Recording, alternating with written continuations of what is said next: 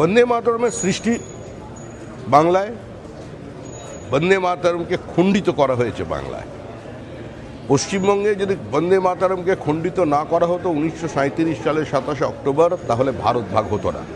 নেতাজি সুভাষচন্দ্র বোসকে যদি কংগ্রেস থেকে বিতাড়িত না করা হতো, উনি একমাত্র ব্যক্তি ছিলেন যিনি দাঁড়িয়ে বলতে পারতেন যে I do not believe in two nation, I believe in one nation, India can not be will not be divided. সুতরাং বন্দে মাতরম গান করা নিয়ে এর আগেও পশ্চিমবঙ্গে বিতর্ক তৈরি হয়েছে। মদনলাল খুরানা দিল্লিতে মুখ্যমন্ত্রী হবার পর তিনি বন্দে মাতরম গাওয়া প্রত্যেকটি সরকারি স্কুলে বাধ্যতামূলক করেছিলেন।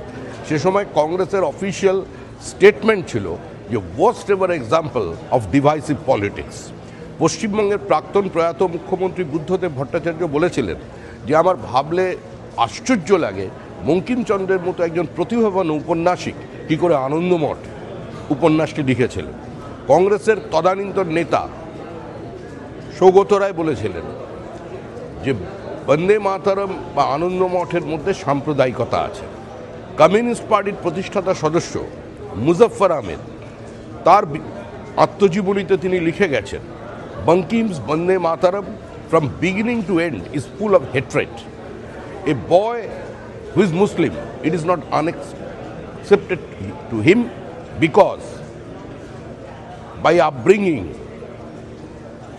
he is monotheist with like me. তো এইটা ছিল কমিউনিস্ট পার্টির অবস্থান। সুতরাং পশ্চিমবঙ্গে বন্দে মাতরমের বিরোধিতা হবে, বঙ্কিমচন্দ্রের বিরোধিতা হবে, রবীন্দ্রনাথ ঠাকুরের জনগণ মনোধি নিয়ে পঞ্চম জর্জের সঙ্গে ঝুলে দেওয়ার চক্রান্ত চলবে, এটা স্বাভাবিক ব্যাপার। পরিস্থিতি কোথায় পশ্চিমবঙ্গে পৌঁছেছে সেটা বোঝার জন্যই আজকে এই মামলাটা হয়তো দেখিয়ে দিচ্ছে যে আমরা কোথায় ঠিক দাঁড়িয়ে আছি।